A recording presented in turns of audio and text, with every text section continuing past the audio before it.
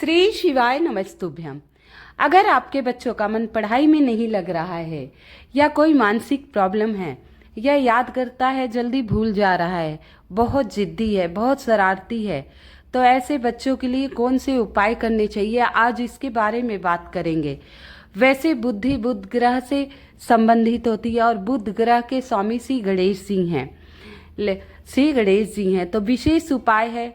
बुधवार की नवमी के दिन है। ये उपाय किसी भी दिन कर सकते हैं, लेकिन सोमवार, प्रदोष, पूर्णिमा, त्रयोदशी, चौथ, ये सब विशेष तिथियों पर किए जाने वाले विशेष उपाय हो जाते हैं।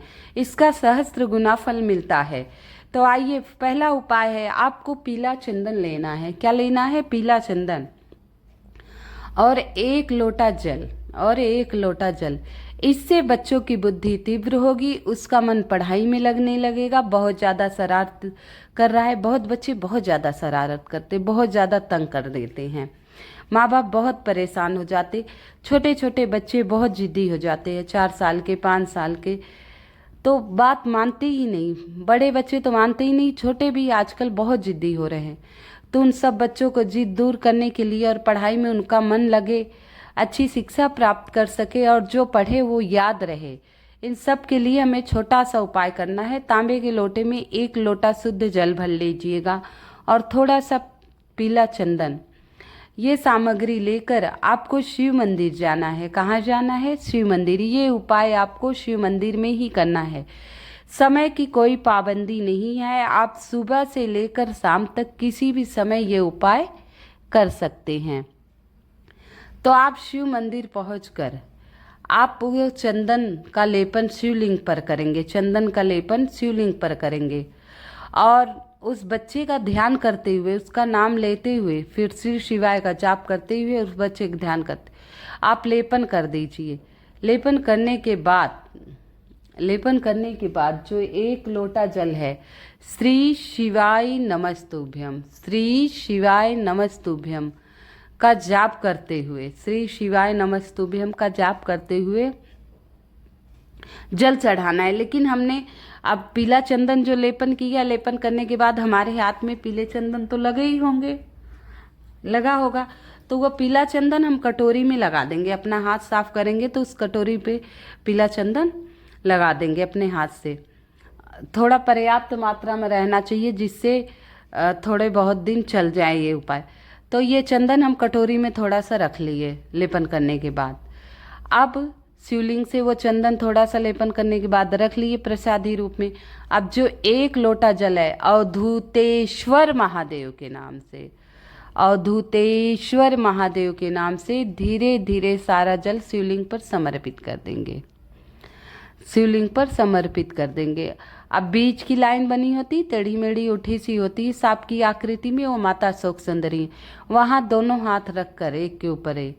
और जो बच्चा जिद्दी है, पढ़ाई में मन नहीं लगता, उसका नाम लेकर आप महादेव से अर्जी लगाइए। महादेव से कहना जरूर है, हे नाथों के नाथ, हे भोलेनाथ, मेरे बच्चे का मन पढ़ाई में नहीं लग रहा है, वो गलत रास्ते पे जा रहा है, हे भोलेनाथ उसे सही रास्ता दिखाइए, उस पर कृपा कीजिए। हे नाथों के नाथ, हे महादेव, हे पशुपतिनाथ, दया करिए।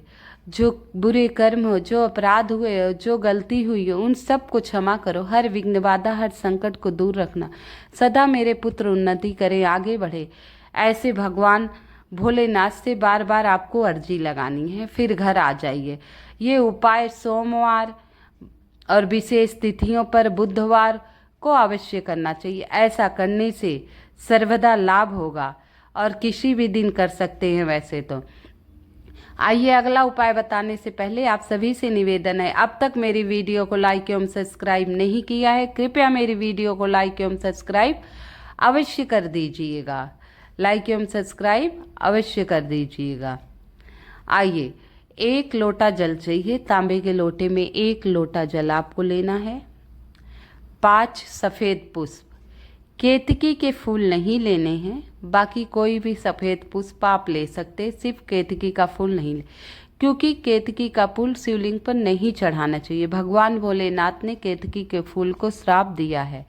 जो केतकी का फूल भूल से भी शिवलिंग पर चढ़ा देगा, उसे 100 गौ हत्याओं के बराबर पाप लगेगा। तो आपको केतकी का फूल नहीं लेना है, बाकी चाहे जो फूल आप ले सकते हैं। 5 फूल, 11 अक्षत यानी कि चावल, साबुत चावल होना चाहिए, 11 साबुत चावल होना चाहिए, वो ले लीजिए। और दुर्वा, बुधवार का दिन है, गणेश जी का दिन है, तो दुर्वा वाला उपाय तो अवश्य होना चाहिए। 3 गांठ वाली दुर्वा ले लीजिएगा। दुर्वा में गांठें सी होती है ना, तो 3 गांठ वाली आप दुर्वा ले लीजिए। 1 लोटा जल ले लिए, 11 चावल, 5 सफ़ेद पुष्प। अब ये सारी सामग्री लेकर आपको शिव मंदिर जाना है। शिव मंदिर जाते समय श्री शिवाय नमस्तुभ्यम, श्री शिवाय नमस्तुभ्यम का जाप करते हुए अब मंदिर गए। अब उत्तर दिशा की तरफ मुख करके बैठ गए। अब जल में आपको क्या करना है, श्री शिवाय नमस्तुभ्यम का जाप करते करते 5 फूल उस जल में डालने हैं, 11 अक्षत और जो दुर्वा ले गए हैं वो। अब लोटे का मुख आपकी तरफ ही जल डालना है। अब हाथ घुमा लीजिए, जैसे जल आप अपनी तरफ करके चढ़ाइएगा शिवलिंग पर, और धीरे धीरे अवधूतेश्वर महादेव का नाम ले लेना। वैसे इसमें किसी महादेव का नाम नहीं बताया, लेकिन अवधूतेश्वर महादेव का नाम लेने से सारे उपाय शीघ्र ही पूरे हो जाती हैं। मनोकामना, जिस मनोकामना के लिए उपाय कर रहे हैं, अवधूतेश्वर महादेव के नाम से धीरे धीरे जल चढ़ाना है। और उस बच्चे का नाम गोत्र अवश्य बोल दीजिएगा। जिस बच्चे के बुद्धि विवेक के लिए ये उपाय किया जा रहा है, उस बच्चे का नाम अवश्य बोल दीजिएगा।